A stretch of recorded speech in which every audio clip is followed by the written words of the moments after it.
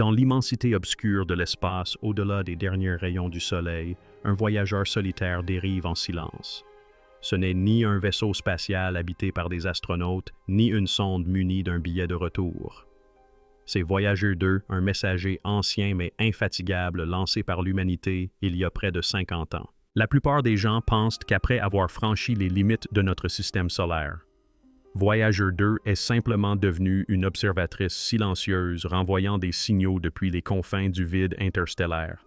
Mais aujourd'hui, quelque chose a changé. Voyager 2 a vu quelque chose qui n'aurait jamais dû bouger, quelque chose qui n'aurait jamais dû être là. Pendant des années, son voyage à travers le milieu interstellaire s'était déroulé sans incident, uniquement des particules des champs magnétiques et le silence cosmique. Jusqu'à ce que le silence se rompe, jusqu'à ce qu'un mouvement délibéré et indubitable soit perçu dérivant dans l'obscurité. Quelque chose qui se mouvait avec intention. Et lorsque les scientifiques sur Terre ont décodé les étranges anomalies transmises par Voyager 2, une prise de conscience glaçante a commencé à les envahir. Ce que nous redoutions au fond de nous pourrait bien être vrai. Voyager 2 avait depuis longtemps dépassé les planètes Neptune, Pluton, l'héliopause, cette ligne invisible où l'influence de notre Soleil s'estompe et où commence l'espace interstellaire. On s'attendait à ce qu'elle dérive tranquillement, détectant de faibles variations de la poussière spatiale et du rayonnement solaire. Mais au lieu de cela, elle a détecté un mouvement qui ne se produit pas par hasard. Au départ, le Jet Propulsion Laboratory de la NASA a détecté ce qu'il pensait être une simple anomalie dans les données des ondes de plasma, un pic fugace de quelques secondes. Ces instruments sont extrêmement sensibles et détectent généralement les variations de densité des particules ou leurs interactions avec les champs magnétiques. Mais cette fois-ci, le signal présentait une signature étrange, il pulsait de façon rythmique. Ce n'était pas de simples données. On y percevait une structure, quelque chose d'anormal, d'irrationnel. Les ingénieurs ont pensé qu'il s'agissait peut-être d'interférences, d'un dysfonctionnement dû aux rayons cosmiques, voire d'une dégradation du système. Après tout, Voyager 2 a près de 50 ans. Mais lorsque le même signal s'est répété avec une intensité accrue, ils ont compris que quelque chose clochait ou peut-être était tout à fait normal. Car il ne s'agissait pas de bruit, mais d'une transmission. Voyager 2 avait détecté quelque chose et l'avait enregistré. Une fois les données nettoyées et analysées, un élément a émergé qui a provoqué une onde de choc dans la communauté scientifique. Un objet situé à environ 500 km de la sonde se déplaçait à une vitesse incompatible avec celle de tout corps céleste connu dans cette région. Ni ceinture d'astéroïdes, ni planète errante, ni comète attendue. Pourtant, cet objet, quel qu'il soit, ne se contentait pas de dériver, il suivait la trajectoire de Voyager. Sa vitesse s'ajustait légèrement, imitant ainsi la trajectoire de la sonde. Imaginez un prédateur traquant silencieusement sa proie, ajustant ses mouvements juste assez pour rester à portée sans éveiller les soupçons. Les scientifiques de la NASA n'étaient pas les seuls à paniquer. Des astronomes indépendants et des observateurs militaires, notamment ceux impliqués dans le suivi de l'espace lointain, ont été sollicités. Ils l'ont confirmé. Il ne s'agissait pas d'un dysfonctionnement. Les mesures de densité du plasma, les anomalies du magnétomètre et même les légères fluctuations des données gyroscopiques de la sonde, toutes convergeaient vers une seule conclusion. Voyager 2 avait de la compagnie, et cette compagnie pourrait bien ne pas être inoffensive. La révélation la plus terrifiante ne provenait peut-être pas de ce que Voyager 2 a observé, mais de ce qu'elle a renvoyé. Une impulsion radiofréquence superposée au flux de télémétrie habituel contenait un signal numérique sans origine propre au système de Voyager. La sonde n'était pas programmée pour l'envoyer, mais elle l'a fait. Une fois déchiffrées, les données contenaient une série de chaînes binaires qui représentaient visuellement formaient des motifs presque des glyphes et non des ondes cosmiques naturelles ou du bruit de fond. Ces motifs étaient manifestement construits intentionnellement. Certains les ont comparés à la géométrie des agroglyphes, d'autres à des symboles apparus dans l'histoire ancienne de l'humanité, spirales, intersections, boucles récursives. Une équipe de linguistes et d'astrophysiciens spécialisés en intelligence artificielle a analysé ces données à l'aide d'algorithmes d'analyse contextuelle. Les résultats étaient terrifiants. La structure du signal correspondait à celle d'une transmission intentionnelle non pas de Voyager, mais d'un autre élément. Quelque chose qui avait soit détourné le flux de signal, soit s'y était inséré. S'agissait-il d'un avertissement ou d'un message? Nul ne pouvait l'affirmer avec certitude, mais les implications étaient claires. Voyager 2 n'était pas seul dans l'espace profond et ce qu'elle avait rencontré aurait pu nous détecter. La communauté scientifique est divisée. Certains affirment qu'il s'agit de la preuve tant attendue, celle que nous ne sommes pas seuls. D'autres sont moins optimistes, craignant qu'il ne s'agisse d'un signe de surveillance, voire pire, d'un prélude. Ces dernières décennies, l'idée de vie extraterrestre se limitait principalement aux découvertes d'exoplanètes et aux faibles signaux provenant d'étoiles lointaines. Mais là, c'était tout près et ce n'était pas passif. Ce qui rend cette découverte encore plus glaçante, c'est le moment où elle survient. Des anomalies similaires avaient été observées dans les données de Voyager 1 quelques mois auparavant, mais avaient été attribuées à des interférences statiques. Aujourd'hui, ces relevés sont réexaminés sous un jour nouveau. Et nombreux sont ceux qui pensent que nous avons été trop aveugles, trop arrogants pour envisager l'explication la plus terrifiante que quelqu'un ou quelque chose nous observe depuis plus longtemps que nous n'osions l'admettre. Et maintenant, le contact est établi. Alors que les instruments de Voyager 2 continuaient d'enregistrer des données, une équipe du Deep Space Network a reçu un flux brut de relevés électromagnétiques des fréquences oscillant selon des schémas inédits. Au départ, les analystes ont pensé à des interférences des rayons cosmiques ou une fluctuation du bruit de fond. Mais lorsque l'équipe a isolé le signal et amplifié ces formes d'ondes, ce qui en est ressorti les a stupéfiés, une séquence structurée pulsant avec une précision mathématique quasi artificielle. Les scientifiques ont effectué une analyse de Fortier. Ce qu'ils ont observé reflétait les fréquences harmoniques graves de l'hydrogène, mais inversait une modification délibérée de l'élément le plus abondant de l'univers. Qu'est-ce que cela pouvait bien signifier? Le signal n'était pas un simple bruit.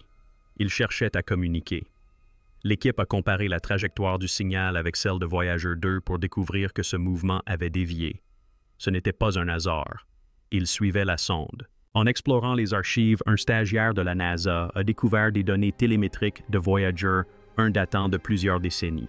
La comparaison de ces données a révélé une troublante similitude.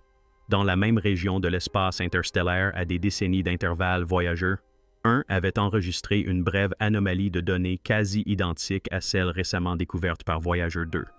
Mais à l'époque, cette perturbation avait été considérée comme un simple phénomène statique. Avec le recul, cela ressemblait à une première rencontre. Les scientifiques ont réanalysé les données de Voyager 1 et appliqué des outils de décodage modernes basés sur l'IA aux distorsions du signal. Résultat, la forme d'onde correspondait presque parfaitement à l'événement. Ce n'était pas une coïncidence. Quelque chose ou quelqu'un attendait dans le vide spatial et avait rencontré les deux sondes Voyager. Cela impliquait que nous n'étions pas repérés pour la première fois. Grâce à une modélisation précise, l'équipe a cartographié le mouvement de l'anomalie. Contrairement à une comète ou un astéroïde, elle ne suivait pas des trajectoires gravitationnelles. Au contraire, sa trajectoire se courbait de façon anormale, comme si elle déformait l'espace-temps lui-même pour rester invisible. Aucune simulation n'a réussi à reproduire sa trajectoire à l'aide des lois de la physique connues. Pire encore, l'objet semblait accélérer et décélérer à volonté planant à la limite de l'espace-temps. Invisible à l'œil nu, juste au-delà de la portée des instruments optiques classiques, cet objet a été décrit par les scientifiques de la NASA comme réactif, c'est-à-dire qu'il ne se déplaçait qu'en réponse aux transmissions de Voyager. Écoutait-il, apprenait-il ou cherchait-il à éviter d'être vu? Certains ont commencé à se demander, et si Voyager 2 n'avait pas simplement découvert cet objet, l'avait-elle provoqué? Alors que l'objet restait insaisissable visuellement, le magnétomètre de la sonde commença à enregistrer de rapides variations de flux magnétiques, des changements si brusques qu'ils laissaient supposer une manipulation active des champs électromagnétiques. Partout dans le monde, des théories du complot se sont enflammées, affirmant que Voyager 2 avait établi un contact avec une intelligence interstellaire. Mais il ne s'agissait pas que de simples théories. Un ancien ingénieur du JPL a divulgué un rapport interne suggérant que les perturbations du champ magnétique de l'anomalie ressemblaient à des distorsions énergétiques en forme de taureau similaires à celles produites par les moteurs d'Alcubierre ou les champs de distorsion théorique. Voyager aurait-elle découvert quelque chose qui dépasse notre entendement, quelque chose capable de plier le tissu même de l'espace? Les schémas énergétiques ne s'estompaient pas. Ils s'intensifiaient. Et chaque pulsation, chaque onde semblait résonner avec une vérité terrifiante. Nous ne sommes pas seuls. Et nous ne l'avons jamais été. De retour sur Terre, un phénomène encore plus inquiétant se produisit. Des radiotélescopes situés au Chili, en Australie et en Afrique du Sud commencèrent à détecter des échos subtils mais répétitifs de la même fréquence déformée que celle enregistrée par Voyager 2. Ces échos étaient faibles, noyés sous le bourdonnement du rayonnement cosmique ambiant, mais ils partageaient une caractéristique alarmante. Leurs pulsations étaient parfaitement synchronisées avec les délais de transmission des signaux de Voyager 2 envoyés dans l'espace lointain. C'était comme si quelque chose là-bas reflétait l'activité de la sonde. Les analystes ont appelé cela l'impulsion fantôme. Les tentatives de triangulation de la source n'ont pas permis de conclure, mais une chose est devenue indéniable, il ne s'agissait pas d'une anomalie localisée. Quoi que ce soit, cet élément avait trouvé le moyen de projeter sa présence simultanément sur de vastes régions de l'espace. Ce schéma n'était pas seulement intelligent, il était stratégique comme conçu pour être remarqué, mais seulement lorsque l'humanité serait prête. À ce stade, la conversation au sein des cercles scientifiques confidentiels est passée de la question de savoir de quoi il s'agit à une question plus inquiétante: pourquoi maintenant Voyager 2 dérivait silencieusement depuis près de 5 décennies. Son voyage était censé se fondre dans l'obscurité cosmique. Mais voilà que, alors même que l'intelligence artificielle et le décodage quantique atteignaient leur pleine maturité sur Terre, l'anomalie décida de réagir. Simple coïncidence ou invitation.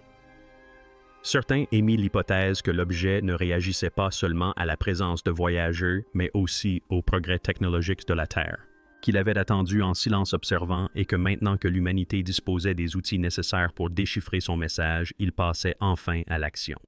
Les gouvernements imposèrent un blackout médiatique. Les observatoires privés furent discrètement fermés. Même certains chercheurs en IA auraient été écartés de leurs projets sans explication. À huis clos, la question résonnait plus fort que jamais. Voyager. 2 a-t-elle déclenché le premier contact ou a-t-elle réveillé quelque chose que nous n'étions jamais censés découvrir? Au final, Voyager 2 n'était pas qu'un simple messager venu de la Terre. Elle a déclenché une révélation qui a bouleversé notre sentiment de solitude cosmique. La mystérieuse structure en mouvement, les transmissions en miroir, les fréquences codées, rien de tout cela ne rentre dans les cases bien définies de la science humaine. Quelque chose ou quelqu'un est là-bas, non pas à des milliards d'années-lumière, mais tapi dans l'ombre de notre propre système solaire, observant, attendant, et c'est peut-être le plus terrifiant. Ils ont choisi ce moment précis pour répondre. Pas au lancement de Voyager, pas lors de son passage près de Neptune, mais maintenant, alors que notre espèce a enfin atteint le seuil technologique nécessaire à la compréhension. La question n'est plus de savoir si nous sommes encore seuls. La véritable question est qu'avons-nous découvert? Restez vigilants, car cette histoire est loin d'être terminée. Le prochain signal pourrait arriver à tout moment. Et la prochaine découverte pourrait non seulement bouleverser notre compréhension de l'univers, mais aussi changer notre identité.